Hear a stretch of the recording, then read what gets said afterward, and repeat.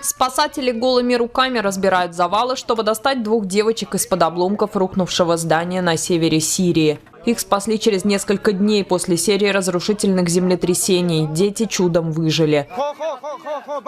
А эта сирийская девочка родилась прямо под обломками. Ее мать и все остальные родственники погибли. Она же пролежала под грудами камней около 3 часов. Ее нашли добровольцы. Прежде чем ее доставили в больницу, соседка перерезала ей пуповину. У младенца многочисленные ушибы, но он поправляется.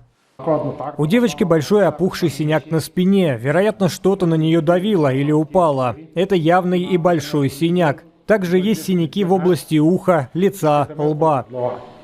А это уже область Хатай в Турции. Спасатели достают 3-летнего мальчика. Он пробыл под завалами 83 часа. Это невероятно. Считается, что человек может выжить в таких условиях не более 72 часов. Это время значительно сокращается при нынешней погоде. В регионе резко похолодало.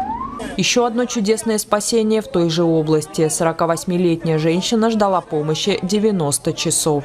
При этом число жертв землетрясений в Турции и Сирии продолжает увеличиваться и уже превышает 20 тысяч человек. По мере разбора завалов находят все новых погибших. При этом шансы для выживших тают с каждым часом. Мы